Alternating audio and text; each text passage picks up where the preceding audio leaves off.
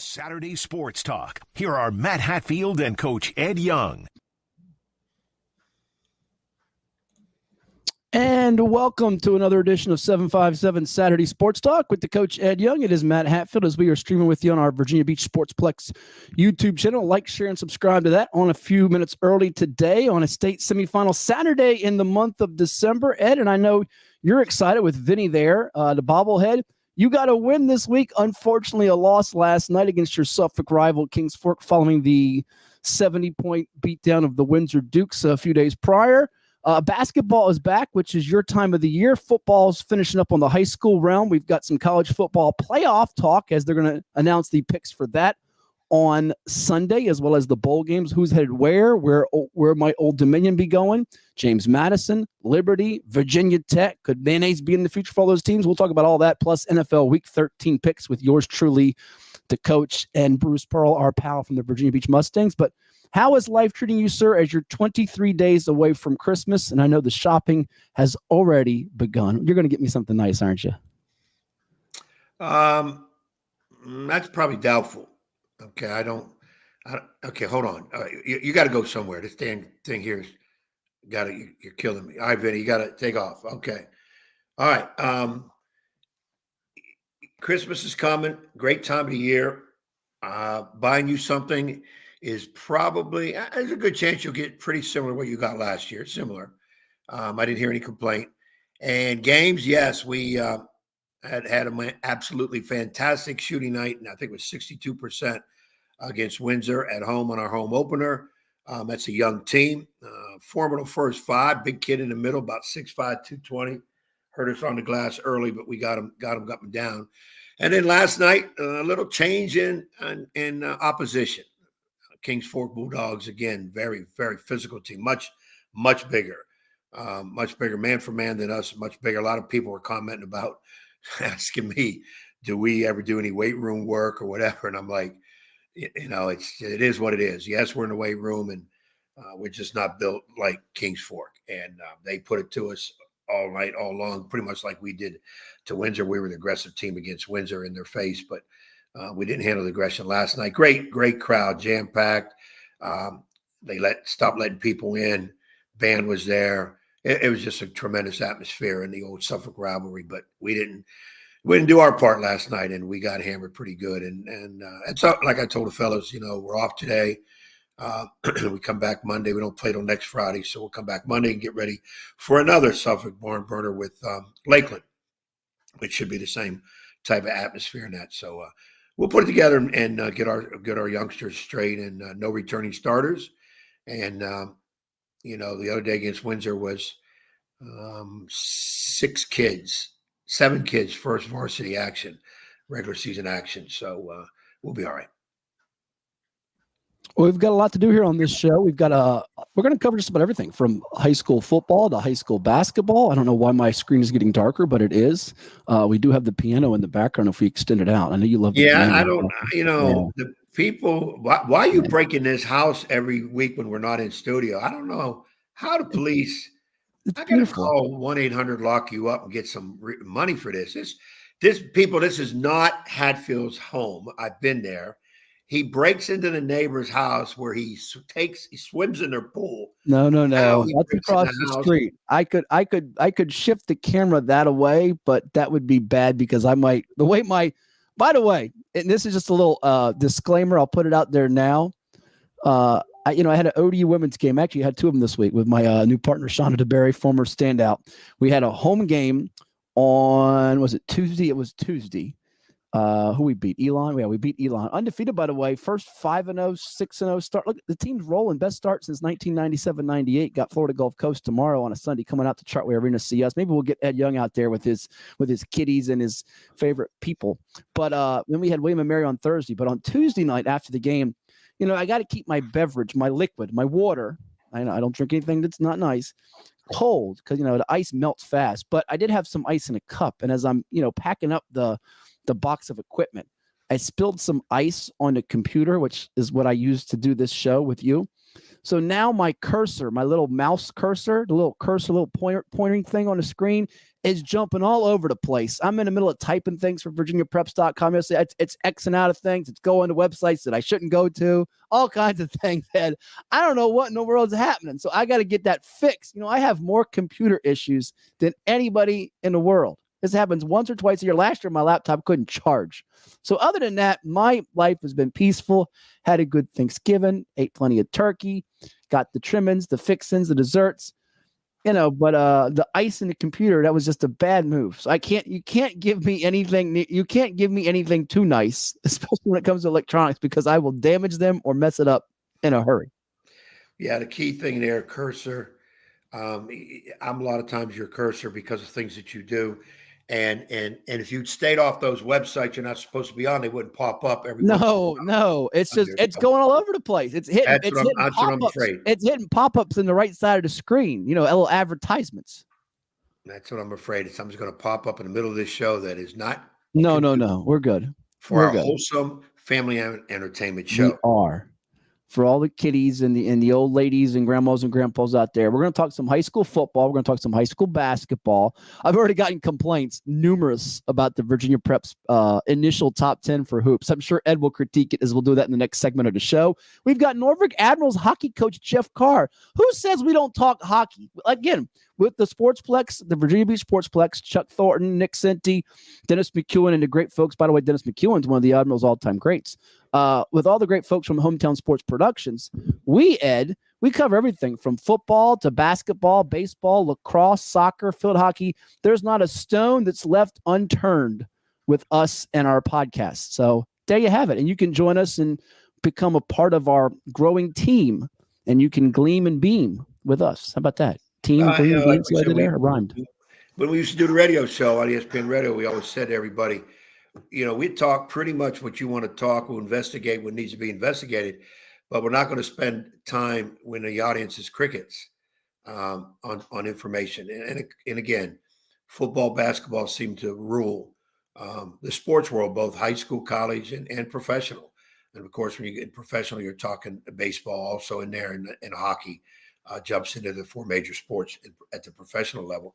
So, we do try to help everybody out, try to get as much on as we can. And, you got to let us know what you really want to hear, what you want to put in there. I'm trying to get more professional wrestling in there. I mean, come on, let's talk about sports. You love to wrestle, whether it be college, pro, WWE, used to be WWF, WCW. You watched that Nitro and Raw, and even the high school wrestling. You love talking anything with wrestling. So we'll put that in there, put you in a headlock. We'll do it. It's going to work. One of these days, we're going to get some of my old buddy, Bill Turner, long-time wrestling coach. Now he is a official and a damn good one. I was going to say your two go-to are Bill Turner and Frank Lapoli, right? Those are your go-tos. We got to get Bill on there to show some moves, show some wrestling. Maybe we could have him put you in a headlock and then show you what to do and not do. Well, I'm sure there's a few people out there wouldn't mind putting you in a headlock. Yeah, talking about some blasts from the past names, and I want to get to high school football before our first break, and I also want to get to a couple of storylines last night in sports, one in college football, one in college basketball, one in college football on the West Coast, one involving two in-state teams that took battle in Richmond, by the way. Don't let me forget that before we go to break here, Ed, because my mind goes from place to place, as you know. Spartans and Rams hooked up last night, as did the Ducks and the Huskies on the gridiron, but I do want to get it out there. We lost a great one in our area, tragically and unexpectedly, Thursday night. Ed, you know him. He used to come on. In fact, he came on the old 757 at 6 radio show with me. He was a tennis aficionado, and we're talking about Daryl Cummings. We lost him. He passed away, heart attack on Thursday night. Totally unexpected. We want to wish all the best to the Cummings family and those that knew him quite well. At the age of 59, he's a former Maury High standout, competed at Lees McRae, then Old Dominion. He was coach in Franklin, but he's kind of best known for his time at Old Dominion, where he coached men's and women's tennis for 20 years, had over 500 victories. Just a super guy. I'd bring him on to give us a little lowdown on the Wimbledon or the tennis, French Open, U.S. Open, things of that nature. Gone way too soon. Just a jovial guy, great personality. You could joke with him, kid with him, but he also had keen insight. And later on here, after his time coaching, he also coached at Norfolk State and Virginia Wesleyan in addition to Old Dominion. He was working with a lot of players individually, sort of on the training side, preparation side, coaching side, and he was the co-owner of the Cape Henry Racquet Club, which has got some clay courts, both indoors and outdoors. So we want to send our best to his wife, Beth, and the entire family. I know they're still planning some of the arrangements as far as the memorial and funeral and stuff of that nature. But I was stunned to see that yesterday when I found that out. It just one of those things, is when you know someone very well, or a close friend, family member, it just takes you back for about an hour or two. So rest in peace to Daryl Cummings. He was a great one and will be sorely missed. That's tough to hear. I didn't know Daryl personally, but I know of his work, the impact he had on many others in his profession. You're talking about over 500 wins, and a go-to guy when it comes to getting information, in the world of tennis. That's a tough one to hear. 59 years old. I still think he had some decent life, a lot of decent life left at 59. But, it's just a matter of time for all of us. We don't know the time or the date or how, but that's why you enjoy people while they're here, and you can't hold grudges. You can't hold grudges. You got to let people know their worth now. Well, and you never want to lose a loved one or someone that's a dear friend, a companion, especially this time of year, the holiday time of year. I know it's tough for us all, and I know you lost your mom a few years back around Christmas time, and so we want to send our very best to Daryl Cummings' family. Rest in peace, age of 59. On a much more brighter note, more pleasant note, a couple of games last night. Did you watch any of the quack Ducks of Oregon and Washington? 34-31. Michael Penix and the Huskies got it done, victorious over the Oregon Ducks, second time this year. They were a 10-point pup in this game. I thought Oregon would win with behind Bo Nix. They got down double figures, took the lead in the second half.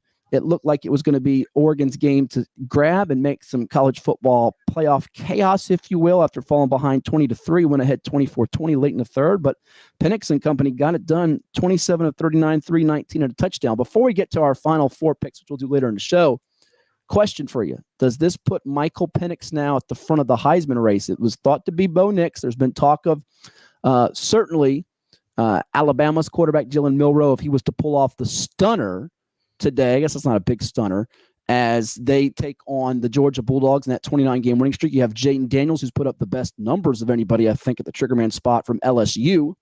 The Arizona State transfer, who's been throwing gobs and gobs of yards and touchdowns, almost reminiscent of Joe Burrow. But does this put Penix back in the driver's seat, you think, to win the Heisman? Or do you say, not quite? What I don't understand is Bo Nix, going into last night's game, correct me if I'm wrong, in the last 2 weeks, it's just been his name attached to Heisman. It was Caleb Williams, but USC is nowhere to be found in terms of a playoff championship. So now we don't really want to talk about Williams, though I don't understand why his name's still not mentioned. So all of a sudden, Oregon loses Bo Nix. We take him out of the mix and look at whoever else. I mean, is it going to get? Hold on, real quick. Now, I don't know if he's so much out of the mix, but he had 239, 3 touchdowns. Penix had more yardage, better completion percentage, 27 of 39 to his 21 of 34. So he had fewer incomplete passes on more attempts. Both had one interception. Now he had 1 TD. Nix had 3, but he's beaten Nix twice head to head. So I don't know how you could put Nix ahead of Penix when he's already beaten him twice head to head. Head up. Well, again, we go back and look at the Heisman Trophy. I say the Heisman Trophy is not the best player in college football. It is perhaps the best quarterback, potentially running back, receiver, because pretty much nobody else is going to get the Heisman throughout the history of the Heisman. And then do we give it to the best player on the national championship team, i.e. quarterback, running back, receiver, as gaudy statistics? I mean, when you kind of look at it, that's kind of what we come down to. My idea is you got to probably take the top 4, 5, 6 teams with these probably the best records in the country, take their best player and put them in a hat, and now let's see who's statistics. Heisman is for the best player. Penix has beaten Nix. His team has beaten him 2 out of 3 times or whatever. I don't just say, okay, well, he automatically gets it. Now, if their statistics are very close, then I would go as a tiebreaker and say, well, first of all, his team beat that team twice, so then I would go with him. But if your statistics just top out everybody, it's an individual award, I think you go with him. Okay. Some interesting college basketball action for the weekend. You got some Commonwealth teams like Virginia hosting NC Central on Tuesday. The Cavaliers are 6-1.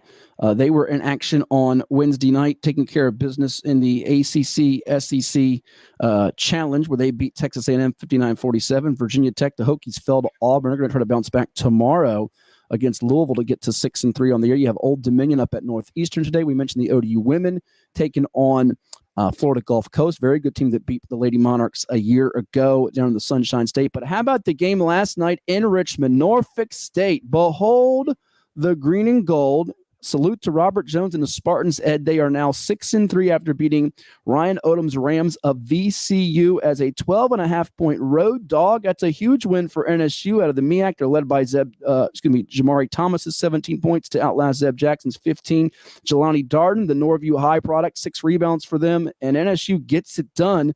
Got a 3-point lead at the half, and they held on to beat VCU on the road. Very big win, and they forced VCU into 17 turnovers, only 7 turnovers themselves. So a little bit of a change in, sort of the identity. I think VCU will be fine over time as Odom gets them more acclimated. They're kind of going away from that old Havoc style that they had under Shaka Smart, and then obviously different coaches. You had Will Wade, then you had obviously lately here Mike Rhodes, good friend of ours, who's now the head man at Penn State.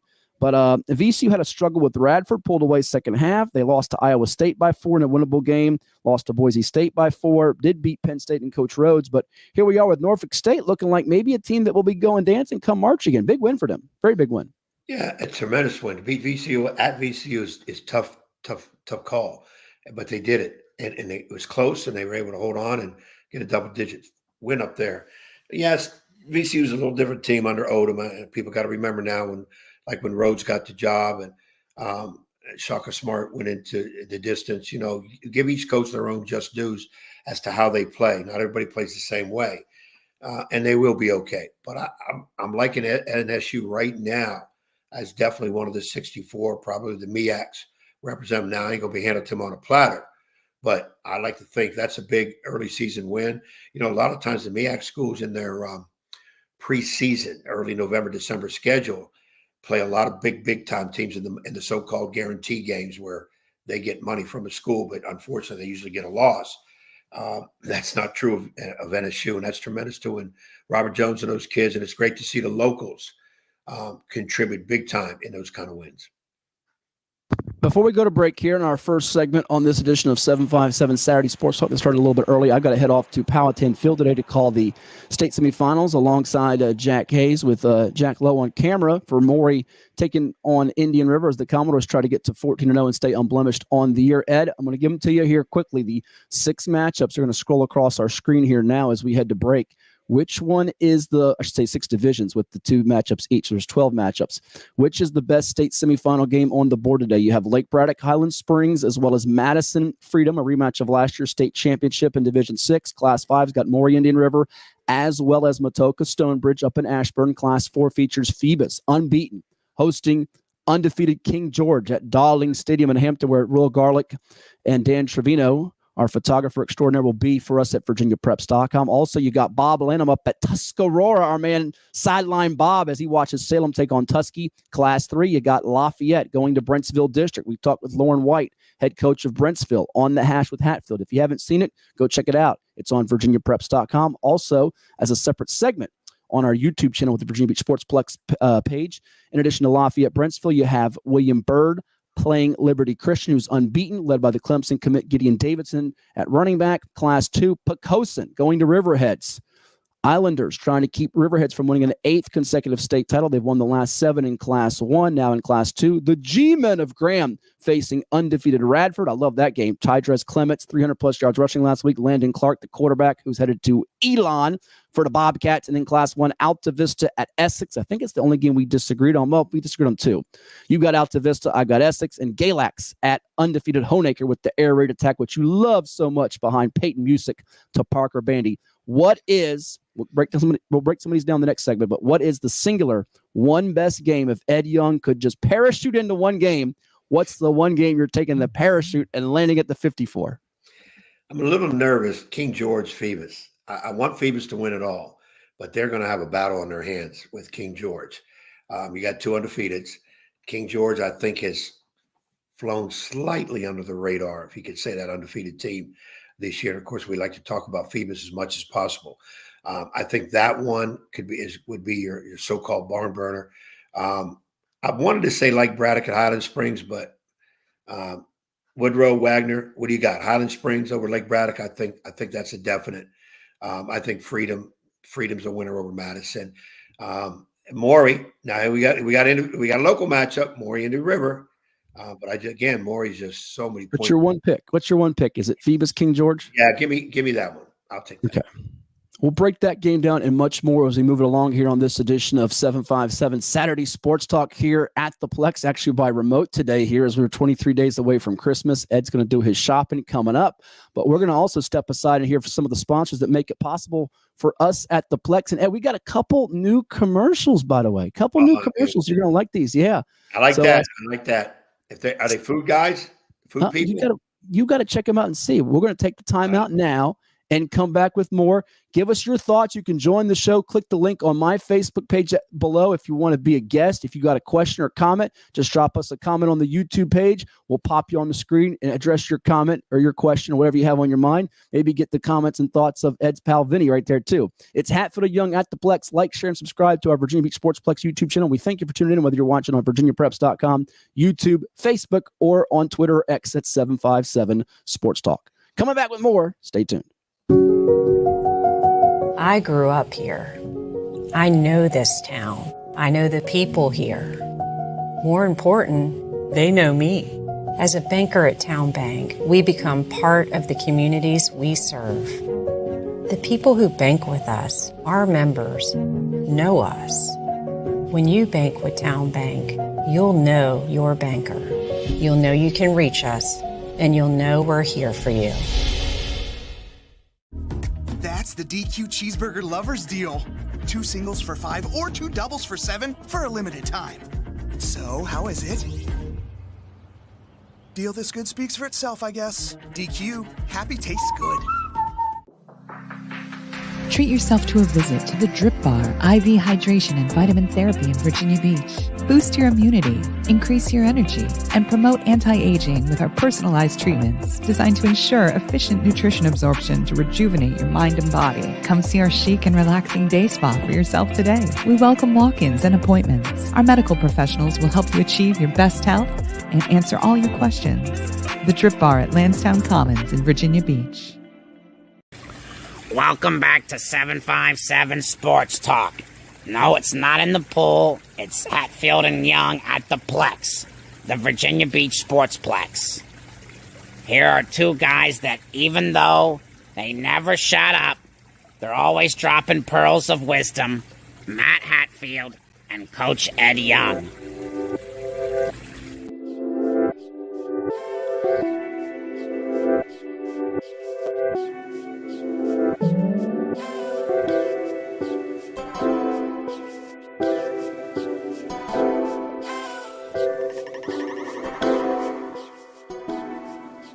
And we're back at 757 Saturday Sports Talk with Hatfield and Young at the Plex. Like, share, and subscribe to our Virginia Beach Sports Plex YouTube channel as we talk to you about everything in the world of sports, high school, college, local. We've got it all for you. Jeff Carr will be joining the show. Caught up with him at the Virginia Beach Sports Club luncheon earlier this week to get his thoughts on the Admirals hockey team. We also got the Virginia Preps top 10s coming up, our college football playoff picks, and NFL picks week 13 with yours truly, the coach, and Bruce Pearl. 2-0-1 for me last week. Thank you, Rams, for getting me a win there. Thank you, 37-14 over my Cardinals, unfortunately. Jacksonville surviving the -2 to win by 3 over Houston. Got a push on the Philadelphia-Buffalo game. Boy, the Bills can find a way to screw up anything, can't they? Ed was, what were you, Ed? You had, you were what? 3-0, I think. Were you 3-0? Let's double check that, because you had. I don't want to be wrong. You had Indy -2.5. They won 27-20. You had over 43.5 for Vegas and KC, which was a winner. And you had Baltimore -3.5. Oh, you were 3-0 last week. So you're 19-15. Wow. 19-15 for you. A 3-0 week. My gosh. You know what that means, Ed? 19-15? I'm doing better than I did last night. No, it means you're like Cade Morrison. You know who Cade Morrison is, right? Who's Cade Morrison? I heard the name. Out to Brady Bishop. 15 seconds remaining. Morrison, one more time. What's he do? He sinks it. Three-pointers in a row for number 34, Cade Morrison. He's hotter than a stolen car, Butch. There you go, Ed. You're like Cade Morrison, hotter than a stolen car. Hotter than a stolen car, I am. By the way, you used that. I think I showed it to you on our picks from. Did I show it to you what our man said on the VIP board on VirginiaPreps.com? No. Dinwiddie Proud. I'm going to share it on the screen here because I think I can pull it off. When you made your picks, I got to find what week it was. It wasn't week 10. I think it was week. It was the first round of the playoffs is when you said it. I think you did. When you had your selection of Union taking care of business against Virginia High 44-6. They said that you said they were hotter than Deion Sanders in a stolen car, to which our man on the board, our great subscriber, this is why you got to subscribe. You get all this insight and great analysis. Dinwiddie Proud had this great line as we pull up the share screen to let people see this here. Got to find where the heck it is as I pull it up here on our VIP board. Then we'll get to some high school matters that really do matter here as we zoom in. Let's see if we've got it here on the screen. Let's see. There we go. You see it now? You see what he said? Deion's lawyer would like to have a word with Coach Young. It's what our man Dinwiddie Proud said on the boards. Hey, this is going to be a fun thing for us to do, by the way. We can now, as I zoom in for these people that can't see it that well, we can now share some of the posts on the message boards, which will be one of Ed's favorite things to do and read on the show. So I know you love reading what the fans on the forums have to say, and there you have it. Your reaction. I like that. I said Deion Sanders in a stolen car. Nowhere does it say he stole the car. I know. By the way, I've been piling on him all year, so I'll stay off that for right now. Let's get to That's why I put it in there. Yeah, I know. That's exactly why you did it. And he's SI's Man of the Year. How about that? Whoa. Did he really get SI Man of the Year? Yeah. You didn't hear that? No, I didn't. Deion Sanders. Now you're going to get me ranting here. I don't want to get ranting about Deion. I do this every week. Let's get to some high school football playoff matchups at hand here. Where do you want to tackle as far as a couple of these games here? You want to start with the local angle with Maury and Indian River, Phoebus, King George, which you just spoke about before break.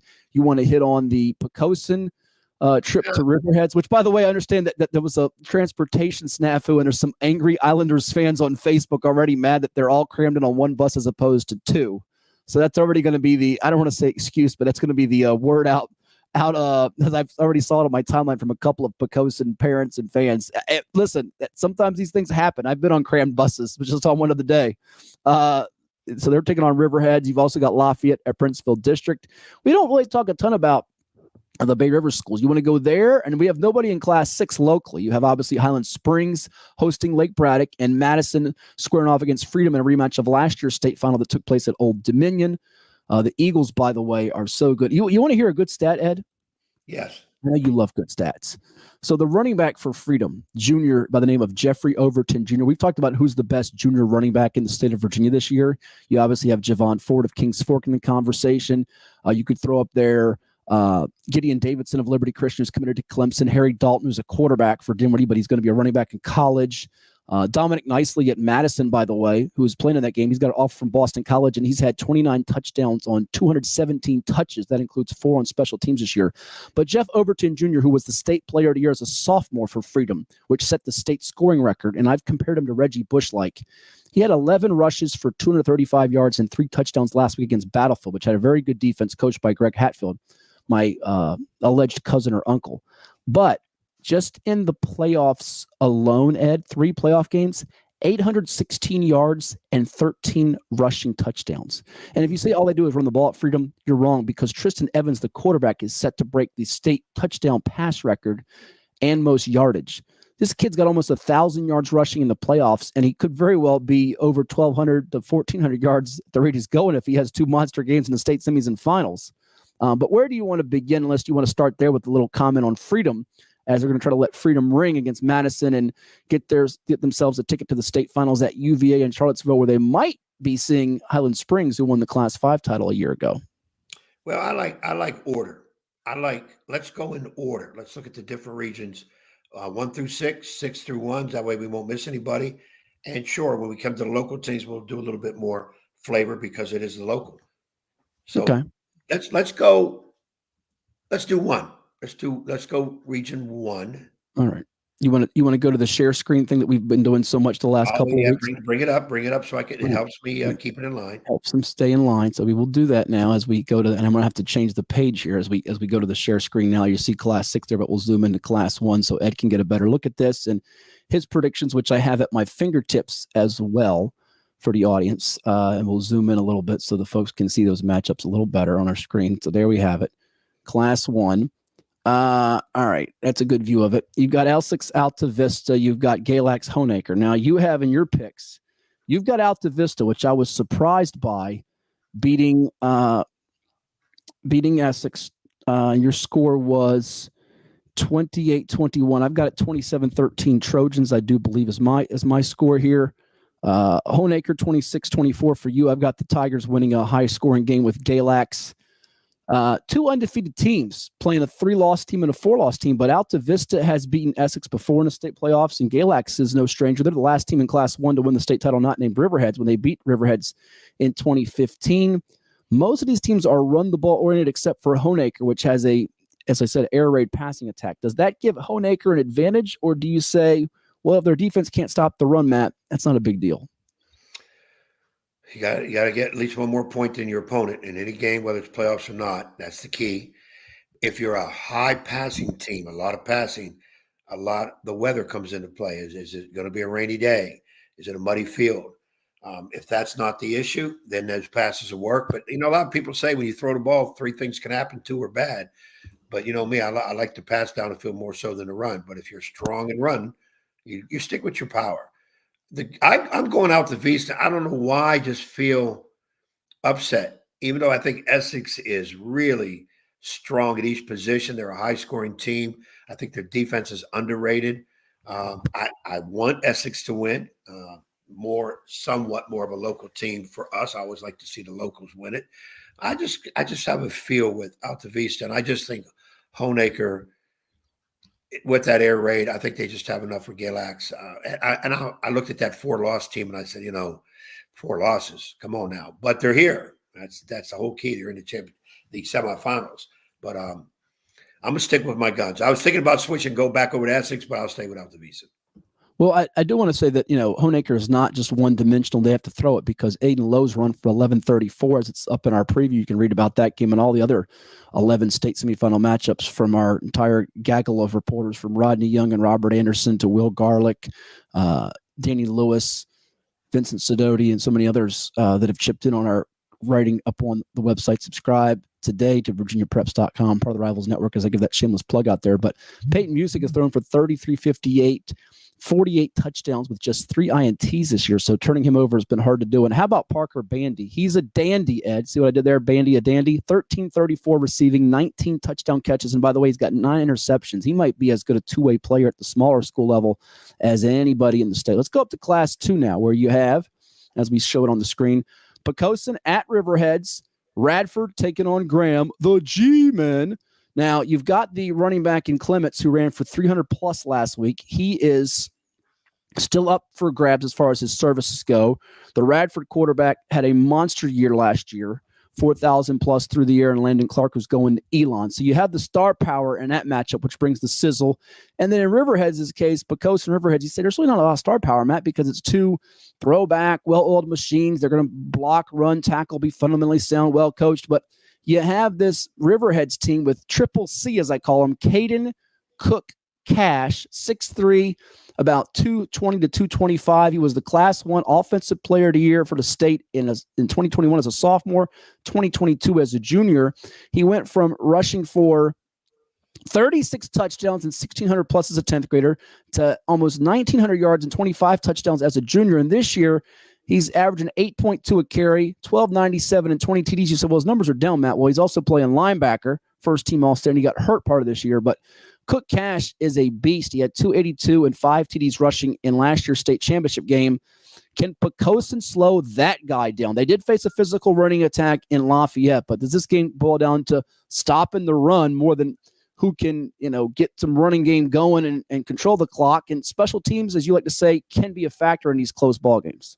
It would definitely be a special team situation. When you got teams that are evenly matched, and I think you're talking about in deep in playoffs, a big play from a special team could be the major difference in the game, whether you pin somebody back or whether you take one runner all the way back to the house. You can look at that. I just think, excuse me, I don't know if Pocosin has enough to sustain Riverhead's attack. Riverhead's, as you said, working on an 8th straight title, even though this would be first at region in Division 2. But still, to me, that means they've had players that have gone through this. They've been through all this, coaching staff. Pocosin this deep. When's the last time Pocosin this deep? Semifinals of state. Well, hold on now. Pocosin has been to this round before. They're no newbie under Elliott Duty. They actually won the state championship under Coach Duty back in 2010 over Richlands. And this is actually I think it's their 4th or 5th state semifinal trip, something like that. You would ask that question. I don't have it in front of me at this exact moment, but Riverheads has won 32 playoff games in a row, and it is the 4th trip since 2017 to the state semis for Pocosin. But Coach Duty's been there since 2006. The passing games are not great for either team. About 43% completions for Pocosin, with the baseball player Eli Tyndall at the QB spot. Very good player. And Baker Green, by the way, the Eastern Kentucky track commit, has been lethal this year for Pocosin. And then Riverheads has only thrown the football 31 times. Now, they've run it 586 times. So they run the ball 96% of the time, basically. So I don't think there's going to be much passing in this game. If either team can make the other throw it on third down, that's advantage for the defense. But you've got it scored in favor of Riverheads 28-18. I've got it 22-16. I don't think either team will get to 30 in this game. I think it's going to be hard to get there. Yeah, I just think a ball control type team, when they get that lead, they're just going to keep running it again, run that clock out. And, let me clean up what I'm saying. I'm not saying Pocosin has no idea what to do when they get here. Elliott Duty is one of the masters at in-game changing, at in-game coaching, where you got to make adjustments quick. Sometimes a lot of guys don't have it. They come in with a game plan, and all of a sudden the game plan don't work, and the adjustments don't work. Coach Duty has done that with Pocosin. It's just that I think Riverheads presents a little bit more to them getting here. I mean, a gaudy number. It's 32 playoff wins in a row, going for 8 consecutive state championships. It's a lot there. But more importantly, you look at what they've done on the field. Most all these kids in Riverheads have been to this level. Don't think anything's going to shake them up. But then again, Pocosin ain't going to take a back seat for nobody. So be interested.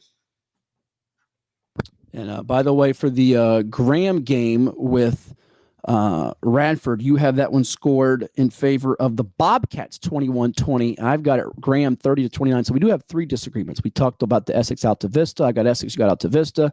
I think it's a 1-game lead for me in the playoffs here. You've got Radford, I've got Graham. I flip-flopped on that game all week and really all playoff long. And then we go up to Class 3. Speaking of masters like Coach Duty, you have Andy Lynn at Lafayette, 49-0 shellacking of Heritage in the regional final in 3A. We didn't see that coming because we both thought that would be a close game with Heritage's passing attack and the way they were gaining steam as they showed in that upset of Hopewell in the second round. They're taking on Brentsville District, and Brentsville District, their passing attack is not as lethal because the starting quarterback, Caleb Alexander, got hurt in the region semis against Kettle Run. Now they've got Trent Hayes, who stepped in adequately in the Armstrong win, 30-28. He found Tyler Owens for a 2-yard touchdown pass with 7 seconds to go, but they did give up 28 points. And I just don't know if Brentsville's entire defense, even with Coach Lauren White's son Langston at linebacker, a future William & Mary player, has enough to stop the physical, punishing ground game of Lafayette, which even did the job against Lake Taylor in convincing fashion. Lafayette is peaking at the right time of the year, Ed. Yeah, they are. I thought that little snag, I think, I always look at Lafayette winning games 44-6. And when they don't, I think, maybe it's changing. But it hasn't. Here they are in the state semis.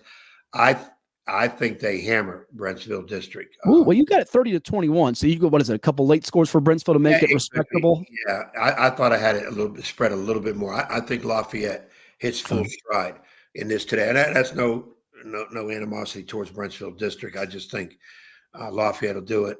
And by the way, I think the other game, Liberty Christian William Byrd, will have the biggest discrepancy in scores of maybe any of the games today. You had it 40-14. You're not giving the Terriers any love, even though our man Ray Cox has a beautiful profile piece on Virginia Preps on Israel Hairston, the three-sport basketball, baseball, football standout who has allowed the Terriers to be right there 2 wins away from their first state title. Let me say to the William Byrd people, it has nothing to do with what you don't have. It has everything to do with what Liberty Christian presents on that field. Okay. And I think this is one of those type of games where Byrd has to play extremely well and hope Christian is a little bit off their game. I mean, that's kind of an odd thing to say at this level. You get to the semifinals because you expect everybody to bring their best, and the old saying, best team wins. I just think what Liberty Christian is, and I'd love to see that Lafayette Liberty Christian matchup. Well, by the way, I do want to clean up something here. Byrd has had teams that have been unblemished before. 10-0 regular season in 1973, and they were unbeaten in 1933, giving up just 26 points. I see the nice write-up from our man Robert Anderson, but that was during the FDR presidency and only had 7 games. So this is the best William Byrd team. And if they pull off the shocker today against LCA, I don't think they will either. I've got LCA winning it comfortably. I got Lafayette 21-13, I think is my score. I've got it 33-20 LCA over William Byrd. If Byrd pulls it off, though, just because of you doubting them and hating on them, I'm going to play Byrd is the word next week on the show. We will play Byrd is the word. You can guarantee it, book it, take it. Byrd wins. That'll be our opener. Byrd is the word if they win. And maybe I've given them some bulletin board ammunition. That's fine. Yeah. I've already done that for some basketball teams in the state, as I had one coach, I won't say which one, in the 804 call me to just give me an earful about not having his team in the top 10 or honorable mention. And I guess I'm viewed as the hater for them. But listen, you know what? We'll get to that in a little bit here, because I know you're going to probably bring it up to me when you see the top 10s and you don't see them up there. So, well, we'll see. But I will say this: you've arrived when people, especially coaches, are getting on your tail about predictions, nothing to do with on the floor. So you have arrived, because if they wouldn't say nothing, that means they really don't care what you're doing. So that's pretty good.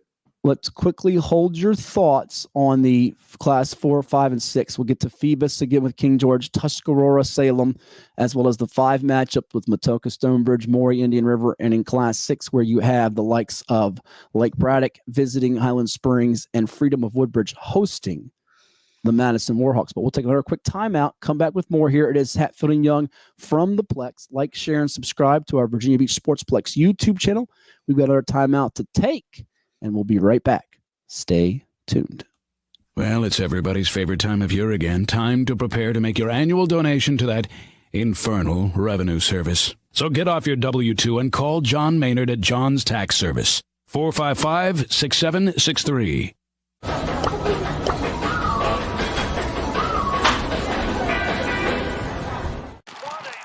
Man, I wish I was out there. Let's unretire. Why not?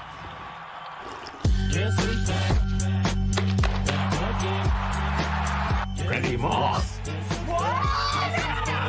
Dan Marino? You all right? Hey, Grandpa! Grandpa? I still got it. 22. 22.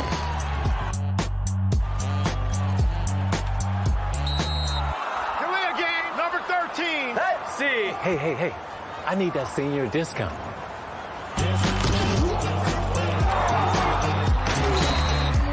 That's the game.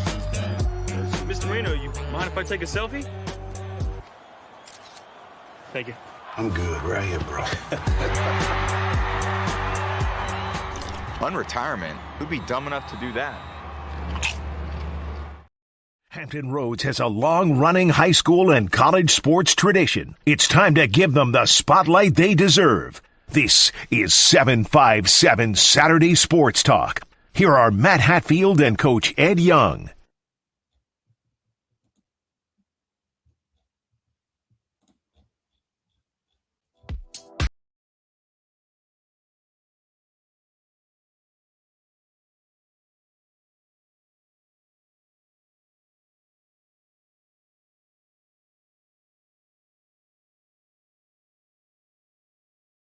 As well, Matt Hatfield here as we talk to you about everything in the world of high school football action and so much more. Local sports too. We've got Jeff Carr of the Norfolk Admirals coming up in just a bit to talk about the hockey. Like, share, and subscribe to our YouTube channel with the Virginia Beach Sportsplex. Also drop us a note, a comment on our Virginia Beach Sportsplex YouTube. If you're watching on Facebook, give us a like as well. Thumbs up. Also on VirginiaPreps.com and on X or Twitter at 757 Sports Talk. Let's get back to Class 4 where we were chatting about in the high school football postseason picture. Tuscarora and Salem, Ed, that's a game that's interesting. You've got Tuscarora with Dawson Powell, I think one of the more underrated wide receivers in the entire state. Caught the game winner and comeback winner for John Champ last week. Pretty good mobile QB and Tommy Peed as well. They did beat Salem just a few years ago, if you recall. State semifinal game, Bryce Duke. He said, put up your Dukes 2019. He had 203 yards rushing and 4 TDs in a 36-20 win before they fell to Lake Taylor in the state championship. And Tuscarora is 0-3 in state finals. They've lost to Highland Springs, LC Bird, and Lake Taylor.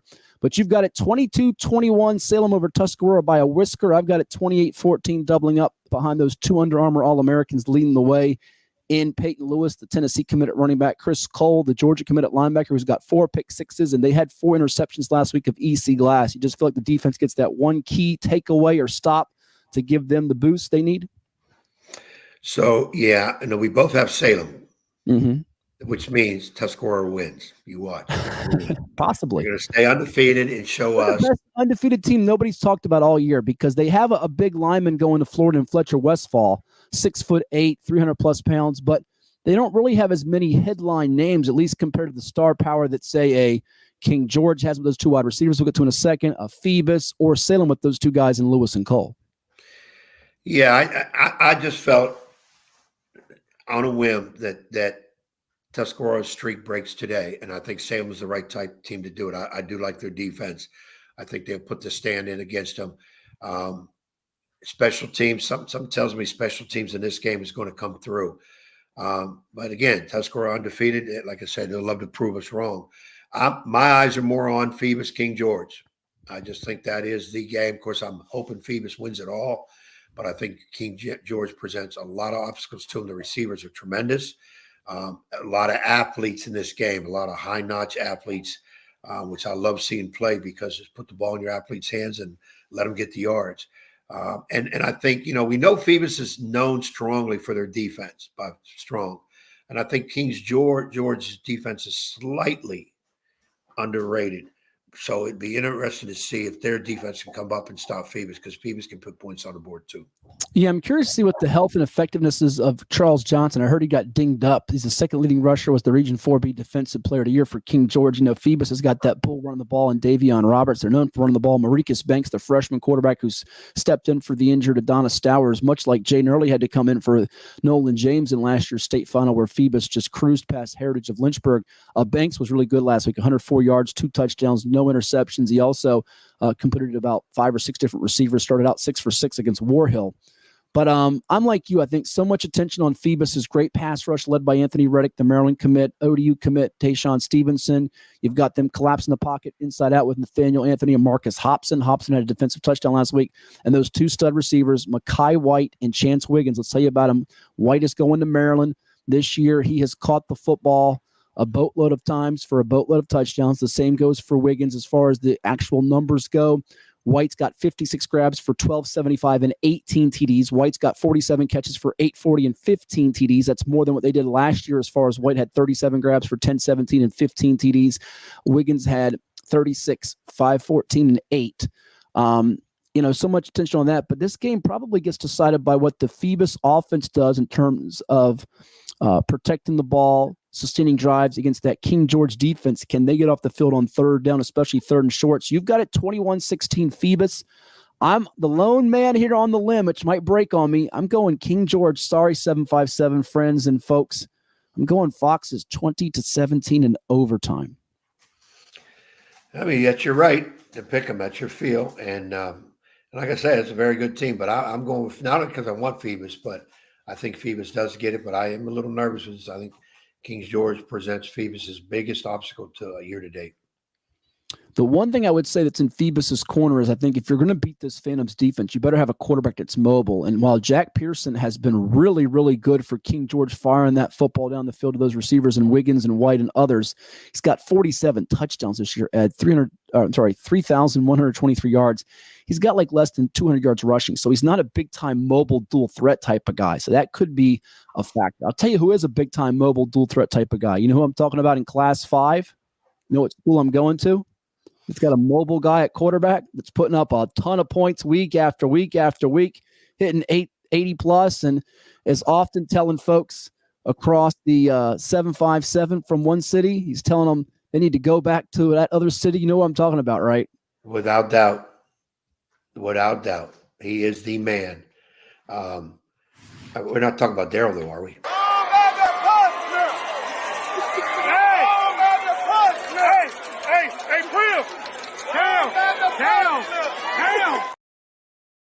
Well, he can't tell Indian River to go on back to Portsmouth because they're from Chesapeake. Nonetheless, he will tell them, he'll be razzing them and heckling them and doing all the things that Daryl loves to do, our good buddy.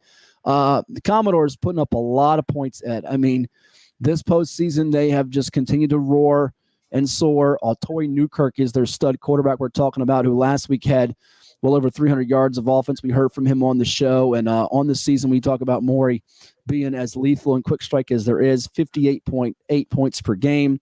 The defense had that string of 6 straight shutouts. But I want to highlight the defense for a second. They give up 14 to your school, Nansemond River in the region semis, gave up 20 to Warwick.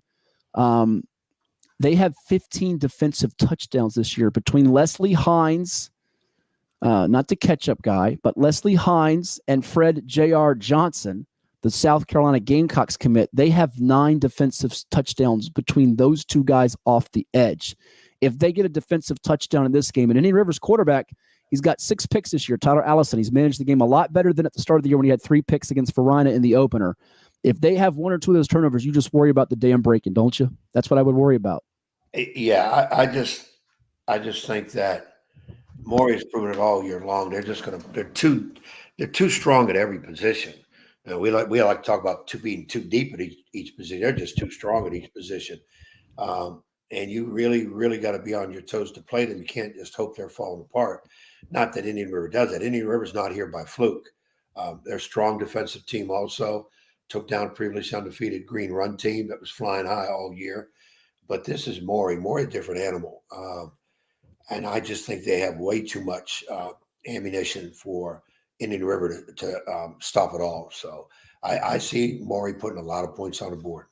You've got it 42-20 as your score prediction for this ball game. Your other game, you've got it Stonebridge beating Matoka in a little bit of a closer game, 24-20. So I'd imagine with that score pick, you're thinking that Caleb Williams, the big-time defensive lineman for the Matoka Warriors, will have a say in what happens in that ball game today with Stonebridge, who has been, I wouldn't say clunky offensively, but not as quick strike and dominant maybe on offense as they have been in years past. Brandon Pena's doing a good job protecting the ball with just a couple picks this year. I've got it 41-14 Maury.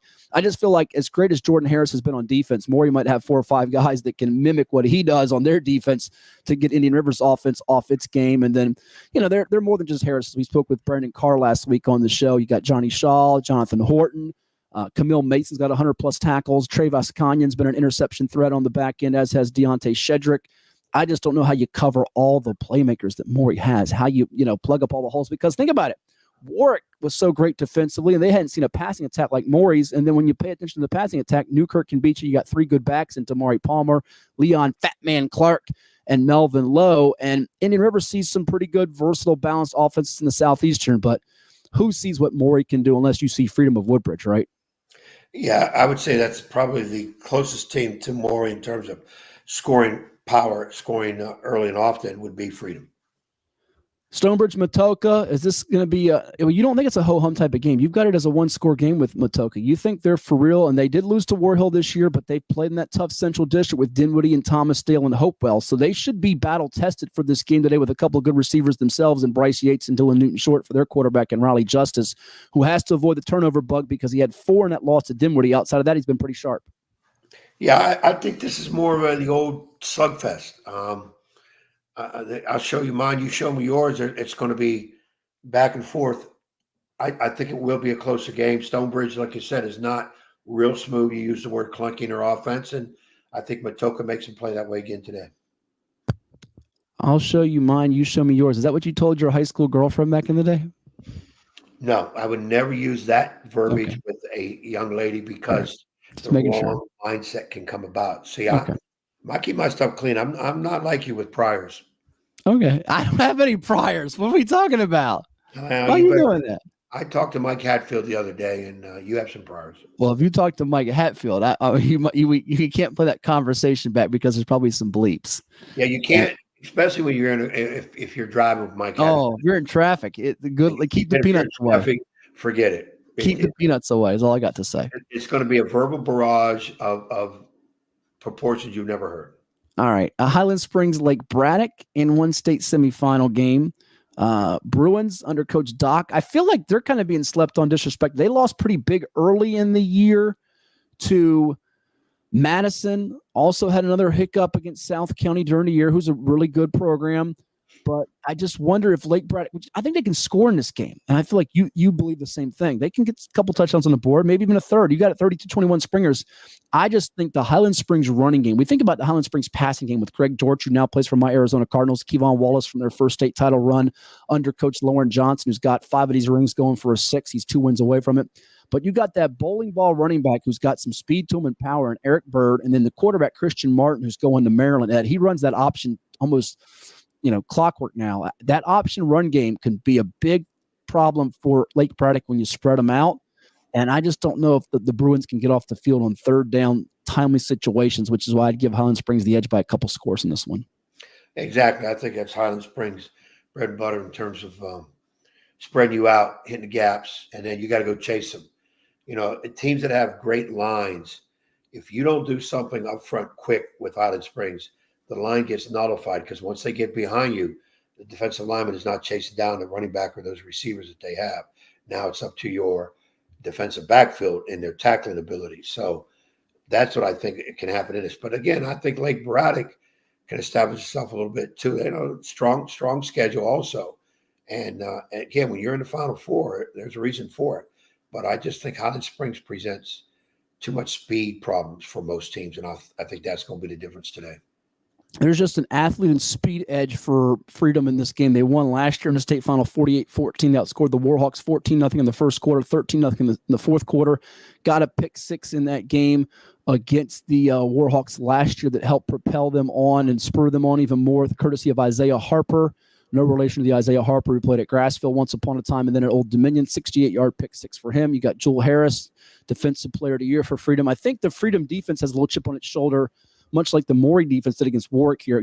Madison's got some weapons. The Nicely brothers, Darren and Dom, Cord Yates catching it from his brother, quarterback Cale Yates. And I think they hear so much about how great this offense is, and understandably so, with Jeff Overton Jr., who we talked about. It's got almost 1,000 yards rushing through 3 playoff games. Tristan Evans coming up on some passing records. Juju Preston, who's getting offers left and right at wide receiver. I think the Freedom defense might want to make a statement today, and it could be getting a big splash play, a sack, a pick.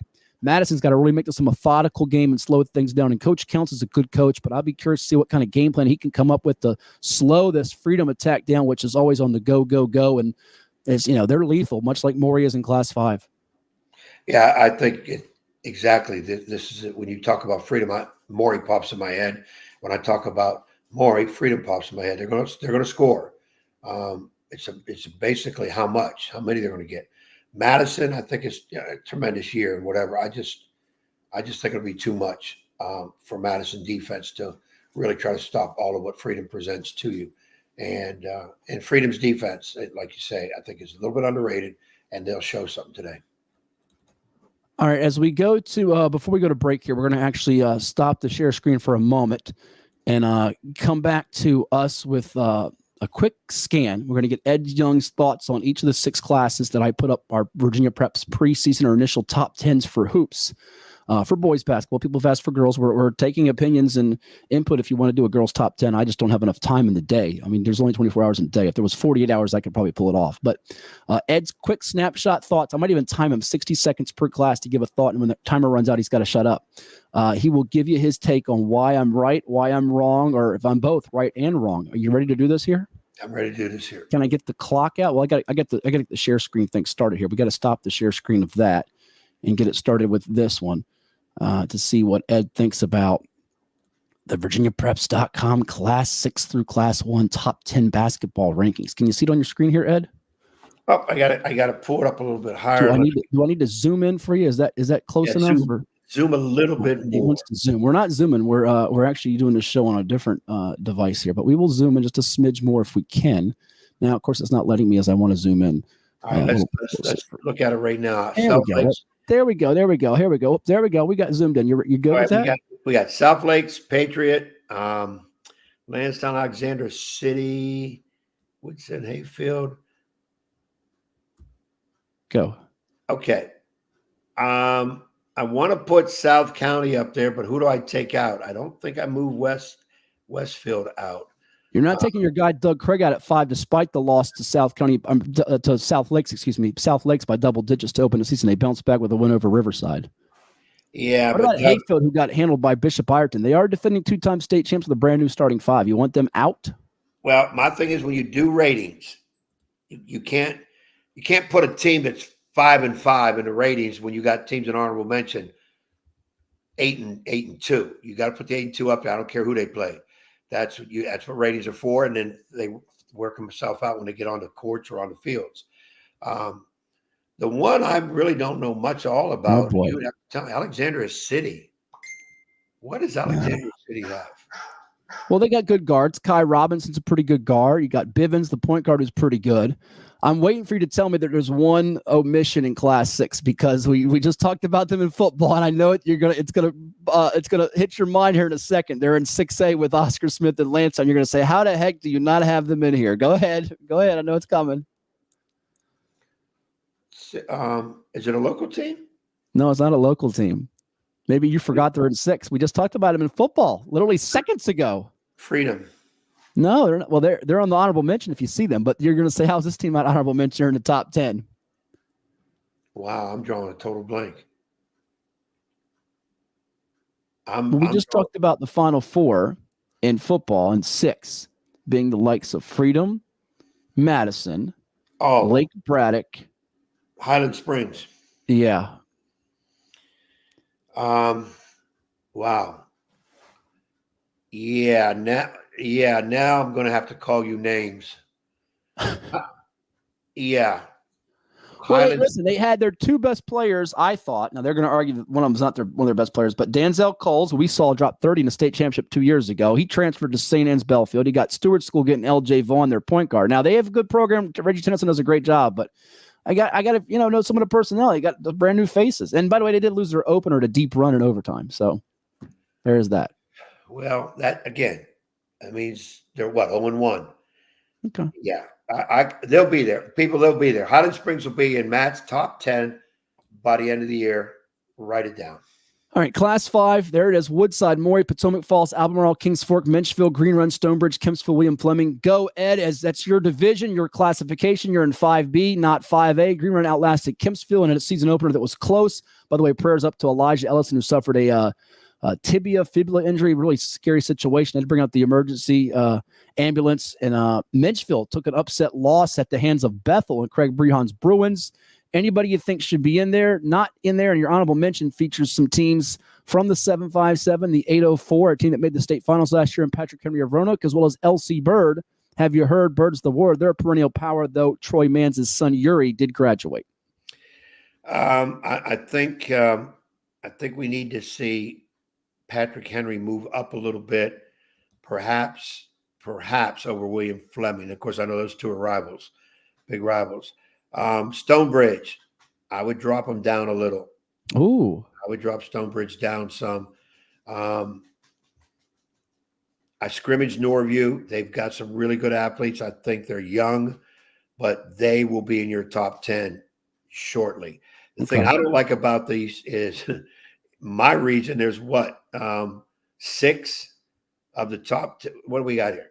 Well, Not Green Run and Kempsville, not in your region. By the way, Kempsville responded from the loss with a buzzer-beating tip-in against Kellum on Friday night for Darren Sandlin's Chiefs. But I'm with you. I think 5 through 10 is going to be a lot of interchangeable with some of the honorable mention teams, and some teams will jump out, jump back in.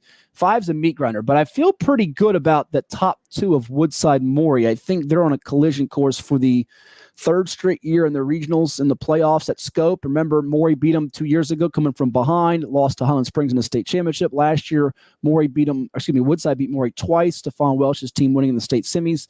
Before that huge rally against Patrick Henry Roanoke in the championship game, they got 4 starters back to Woodside. Maury's got a lot of pieces back, including the point guard Adrian Newton, the big man, and Tyler Bell. So I feel like those 2 are pretty established. Outside of that, a lot of movement throughout the year, I think. Yeah, I think really Woodside is that strong to repeat. But Maury will be up there. Maury will have a lot to say in who wins that state title at that region.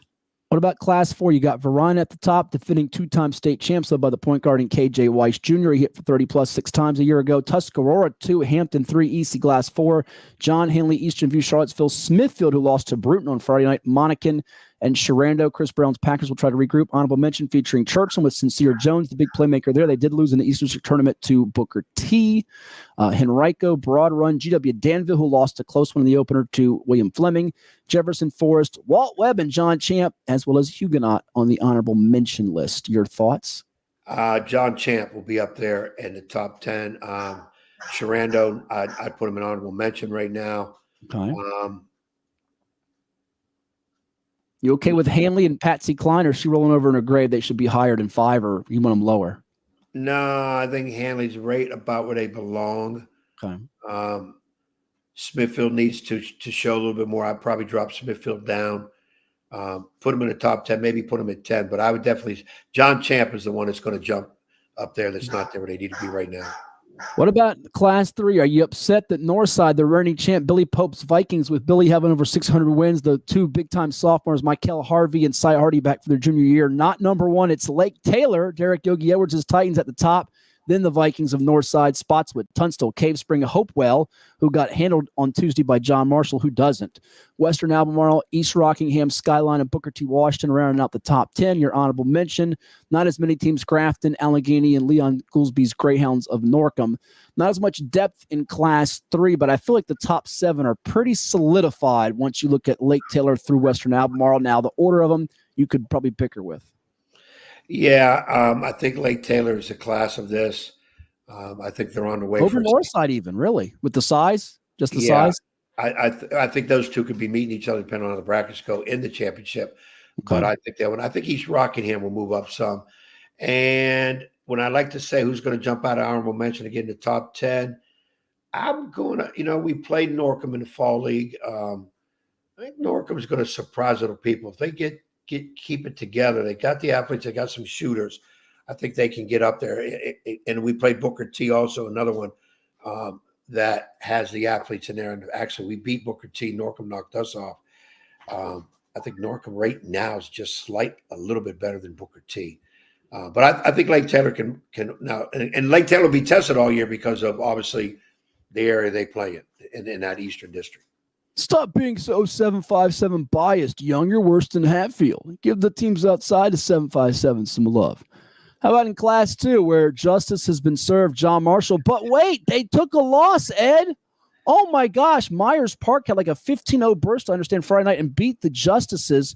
So their winning streak is over. I think they've won like 32, 33 in a row. It's done now. Kapoof, gone. Ty White's team will just be madder, though. Floyd County also took an L to Blacksburg on Friday night. So my 1 and 2 teams lost. Does that mean Madison County goes to number 1? No, I don't think so. Gate City's 4th, Strasburg 5. Sorry, Madison, but you're not beating ahead of John Marshall unless they lose like 17 times.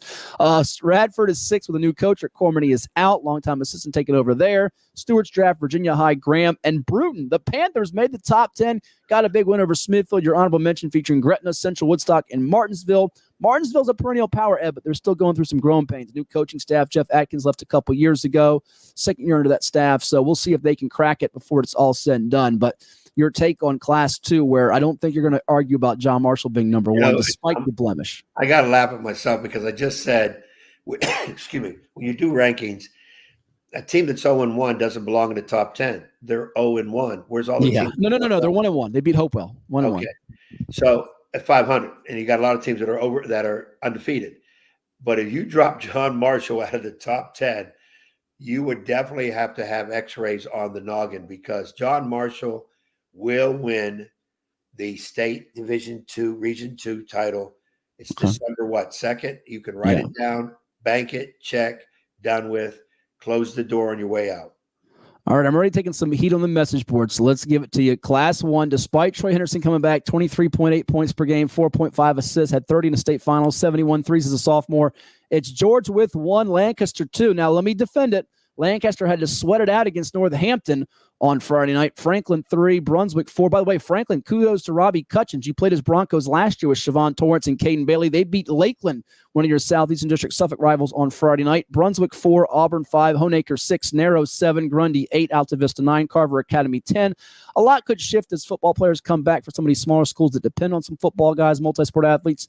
Chilhowie, Holston with our man Chad Bailey, and Perry McClure, once coached by good friend Mike Cardellaro, are the ones that bring up the honorable mention list. Your thoughts? Yeah, I think you're good right now. You made a great point. Here comes the football kids, and single A, double A make a big difference so much than the other I regions, I believe. And because you got a lot of those kids have to be shared for different sports. Lancaster up there. I'd go Lancaster number 1 in the preseason before anybody would have played. I would have had Lancaster number 1. Yeah, I had up close and personal with Robbie Cutchin and Franklin last year. They're going to hold their own with anybody up there also. Of course, you got Honaker. Honaker can shoot it. They're harder than a stolen car. I think out of the honorable mention. That was Holston, by the way, but Honaker can shoot it too. Yeah, but Honaker can shoot it too. I'm giving their props to it. We're using the stolen car as the reference to teams that can get hot. By the way, I love that announcing team for Holston. I don't know their names. We got to get them on the show, but they are fantastic. I love those guys. Yeah, I like their demeanor and their delivery is tremendous. I'm going to say the single A, you did fairly well on it. Perry McClure probably will be in the top 10 by the end of the year. Okay, I can live with it. So that's going to do it for the share screen, and we're back here. And coming up next, Ed, we're going to talk with Norfolk Admirals hockey coach Jeff Carr, and then we'll come back and do our picks for NFL week number 13 to close out this edition of 757 Saturday Sports Talk. It's flown by, and it does that when you're having fun. Also, our college football playoff selections for the Final Four. Ed's going to write them down in ink pen that you can take to the bank. Even some folks can put some shekels down on that. I know you're going to do that, Ed, to see if it's Michigan. Is it Georgia? Or is Alabama going to leap in? Washington seems like a lock. What about Texas or Florida State with a second or third string quarterback since Jordan Travis is dinged up? That's coming your way after we talk with Jeff Carr, the head coach of the Norfolk Admirals hockey team of the ECHL. It's coming your way with Hatfield and Young at the Plex. Subscribe, like, and share our Virginia Beach Sports Plex YouTube channel, and we'll talk to you in just a bit. Now this, though, from our friends at Zoop Eatery, as well as others. Here you go. As a banker at Town Bank, we believe that people bank with people, not with banks. You're looking for an actual personal relationship, and that's what you get at our bank. You get that person that gets to know you, gets to know your business, is there for you. I think that is what motivates us, what drives us, and the idea that we are trying to serve others and enrich lives, I think is very true.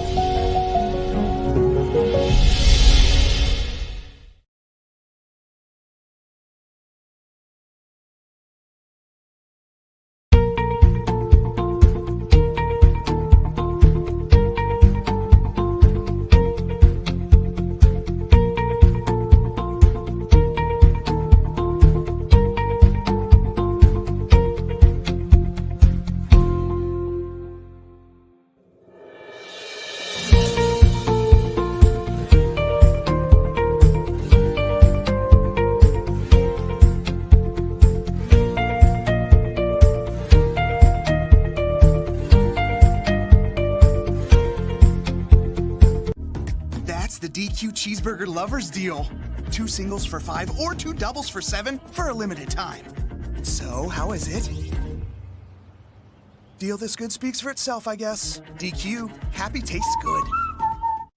Well, it's everybody's favorite time of year again. Time to prepare to make your annual donation to that infernal revenue service. And if you're like me, you need help. Help to keep that donation as small as possible. So get off your W-2 and call John Maynard at John's Tax Service. 455-6763.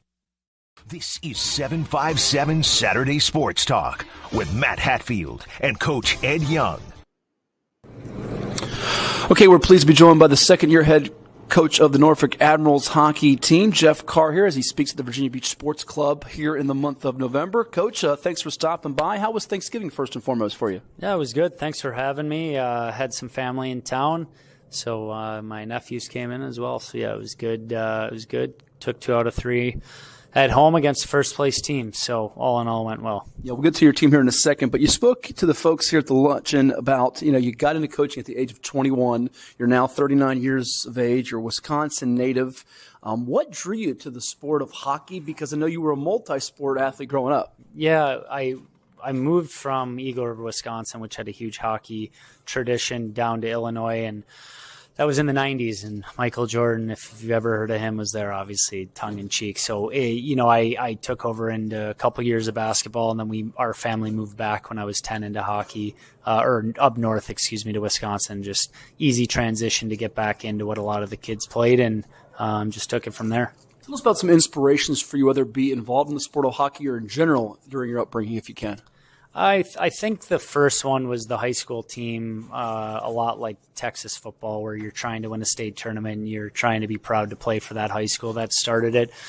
Had a really good mentor named Tom Obradovich, who played at the Wisconsin Badgers. Then Craig Ledwig played in the NHL. So I think you pair all that around, and then the proximity of Craig's kids being our age and Tom Obradovich coaching us and having that high school dream to get up to it. I think every day that put it on your brain was an easy thing to get hooked onto. You've coached in some other states. Obviously, you brought up about Utah in your discussion to the audience here, and you get the call to come to the Admirals as an assistant coach a year ago. Next thing you know, you're the head coach, I think, of a team that was 1-7 at that point. What's going through your mind? Is it's probably a whirlwind, and it's potentially a dream situation for you to get your career moving forward and accelerate a little bit? Yeah, I think you nailed it. Obviously, we came in here, my wife Ariel and myself, and we sold our brand new house in Knoxville, Tennessee, to just put all chips in for the Admiral organization at whatever capacity, and got that phone call to move from assistant to head. It was kind of blindsided us in a good way, but had no idea. Wish, obviously, Rod Taylor, who's an absolute legend, the absolute best. He's left a huge indelible mark on this franchise. And then we had to get to work, and we just kind of knew from the roster that we had and being in season, and we had a 19-day trip to still finish off, and we were close. We lost some key players, and then you could just tell it wasn't going to be a year that we were going to make playoffs. I mean, we had maybe a chance. We just didn't have enough sustainability at multiple positions and the leadership group, et cetera. So we started bringing in some quality players at the end of the year. I grew up here. I know this town. I know the people here. More important, they know me. As a banker at Town Bank, we become part of the communities we serve. The people who bank with us, okay, our family move back, know us. When you bank with Town Bank, you'll know your banker. You'll know you can reach us, and you'll know we're here for you.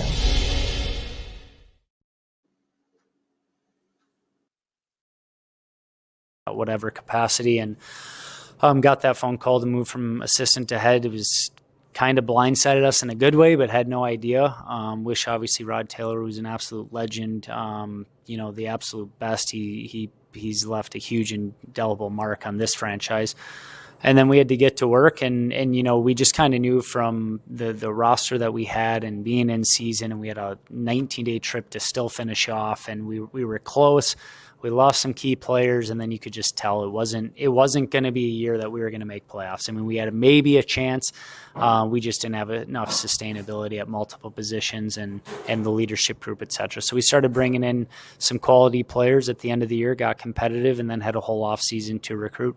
I think you said the number was 65 players on the roster for the whole year. What was the biggest thing you learned in year one that you've tried to apply here in year two? Well, I think the biggest thing is you got to have quality guys that want to play through anything to win at all costs. I've said it multiple times. The competitive nature from some of the guys that were let go or traded or released, they just didn't have it, bottom line. So when we were recruiting, we wanted guys that were past winners or wanted to do something special for their career, for the city. Mm-hmm. A couple more for you, let you run here. You know, the Admirals have a rich tradition going back to the 90s. They've had some great players, the Drawn Brophy days. We know about Pat Cavanaugh, who's certainly at the top of this franchise right now. What do you think the message is to the fan base as far as you all trying to get that stability back a little bit? Because it's feeling like with all the different affiliation changes, there's been some, I don't know if turmoil is the right word, but a lot of changing and hard to get that grasp of where the franchise is right now. What would you tell the fan base, and how have you tried to go about getting that stability? You know, it's funny. I lived in Knoxville, Tennessee, and that fan base was trying to be back like the Peyton Manning, T. Martin Vols for 20 years. And I felt like the first day they stopped trying to be the Vols of 20 years ago. And obviously they had Hendon Hooker and Josh Heupel who really dictated a lot of decisions. But they had like this newfound culture, and they wanted to win, and they wanted to win at a high level. They wanted to beat Alabama. They wanted to do a lot of things for their careers in that little microcosm. They weren't looking back. And then all of a sudden they have the year they did, and they were one win away from probably winning it all. And it felt like back 1998, 99, right when there was, they had all that success. So I think for us, I've heard for the longest time, try to get back to the old days. The old days are gone. Now, however, the old days of our fan base isn't gone. The city isn't gone. The scope isn't gone. So if we can just stay task at hand and win, I think fans come out in droves, and you want to talk about life memories. I get all the time people go, I remember I was at this game in 1990 so-and-so, and there was sold out. We were all wearing white shirts, one of the highlights of my life. And it was, some fan bases, you could just go to a game, but it's still going to be sterile or only 70% full.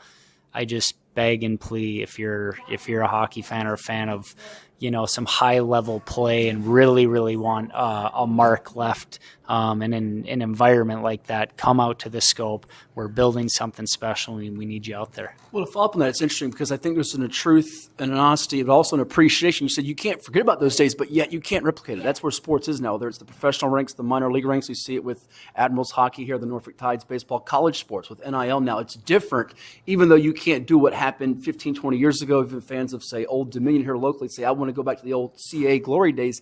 It's different now. So, I mean, is that how you kind of approach things with your players, like brutal honesty of, look, we want to relish what happened in the past, but we can't live in the past and stay in the present, worried about getting better for the future? Well, I think I could name 10 really good hockey players in the 1990s, and our guys wouldn't even know who they are. You know what I mean? How kids are these days. We interview these players in college and high school because they don't know who played in 1998 or 2001, right? They don't. So I don't think they care, to be quite honest. And it's not a selfish thing.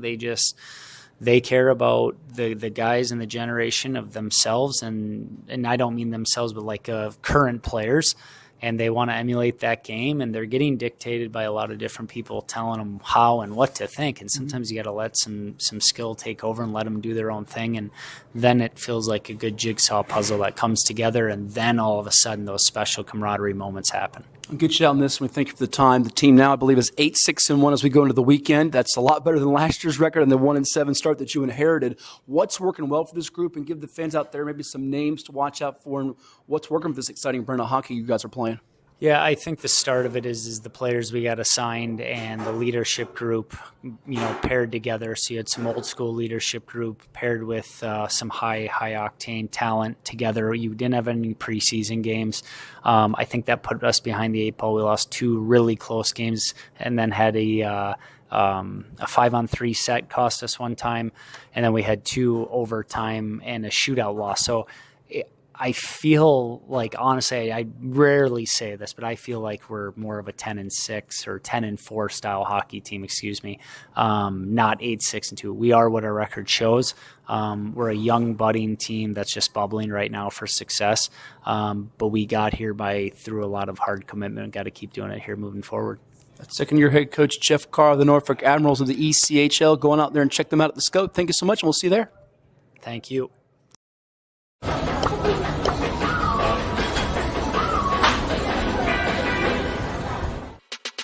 At CHKD, sports medicine is more than just treating injuries. It's a whole team approach to caring for young athletes. With experienced physicians, surgeons, trainers, and rehab specialists here when kids and teens need them most. Our experts help young athletes prevent injuries too, with advanced training and conditioning programs that keep them in the game safely.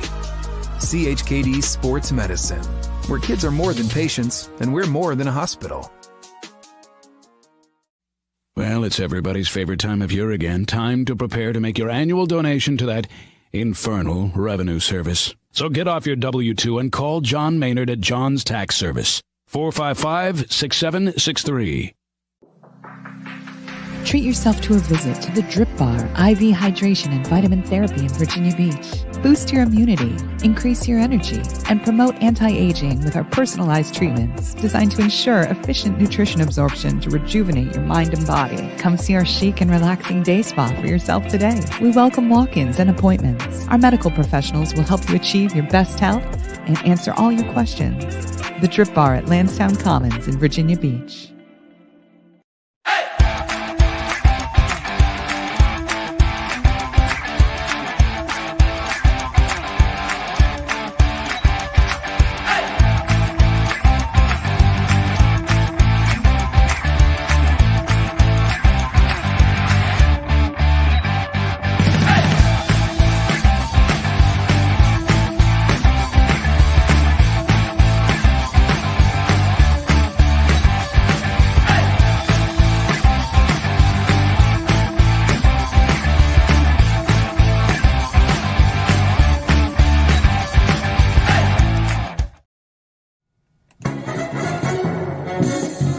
And now back to Matthew Hatfield and that evil basketball coach. Blast you, Ed Young!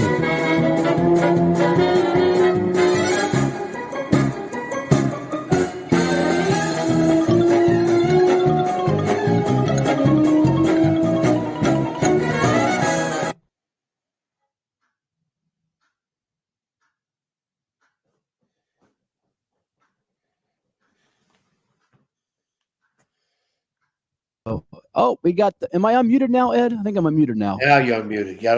You didn't Nothing unmute. like having some technical snafus, which we had in the middle of the Jeff Carr interview. If you missed the little portion where we cut off, we'll have that full interview up on our YouTube channel, so you can hear it in its entirety without interruption. It's already up there now, in fact. And you just heard Stewie. I was saying nothing like having a Stewie on a Saturday morning on 757 Saturday Sports Talk with your folks from the Hometown Sports Productions Company and the Virginia Beach Sportsplex. Like, share, and subscribe to our YouTube channel. We're also streaming on virginiapreps.com, Facebook, Twitter, or X. And it's about time for the NFL picks. But we've got someone that's tuning into us on his drive up to Loudon. Oh, it's our good pal Bob Lanham, who just chimes in on my way to Loudon. He'll be taking photos and signing autographs and kissing babies and shaking hands and rubbing elbows with the bigwigs there at the Tuscarora Salem Class 4 State Semifinal game. We love Bob. Get that picture off, Bob. That's not the real Bob Lanham. Oh, you think that's a fake? Look at we got a tie on it. We like that. That's pretty tie cool. On his hair's on. I want the scraggly long hair. I want the hat on backwards. That's the sideline Bob I know, who I think just celebrated birthday number 31. I think it was 32. Yeah, you might be off by a year. How about that? Though? By the way, I hope he doesn't look down on his phone while he's watching or listening to us, because then he might wreck the car on his way up to Loudon. So hopefully that's not the case. Here we go, though. And again, if you missed any of the show, it's up available archive free. We're getting all kinds of great feedback. We appreciate those tuning in and all the different guests. Like we said, we'll put on someone from hockey, football, basketball, baseball, pro, college, local. We don't care what it is. We want to cover everything for you and what you want to hear. Chime in and comment with us. But it is time now, Ed, for the National Football League, the picks. And here's the standings right now as we fire up the football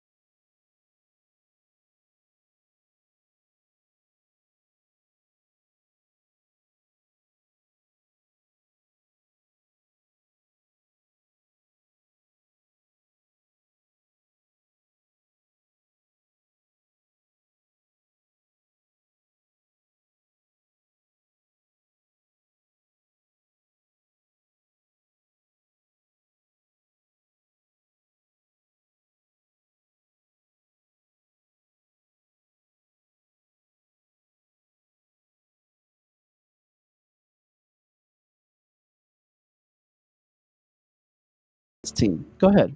Floor is yours. Give me your analysis. I'm going to go with. Oh boy, I got to pick the good one right off the bat because I know you're going to steal mine. I'm going to go the Chargers -5.5 at New England. I think I'm going Chargers. Did that suit you? I'm stunned. You said -5.5 against New England? That's what I have. That's what you have? Is that the line? Really? -5.5? I thought for sure it was see here. It might not be 5.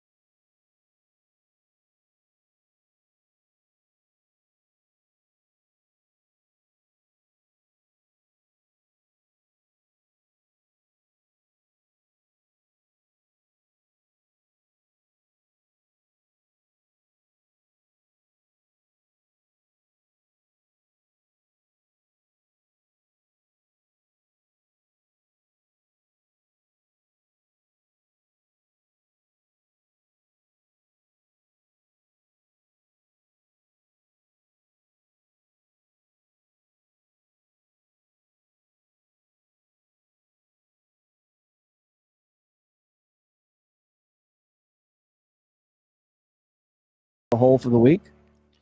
Well, give me the Lions -4 at New England.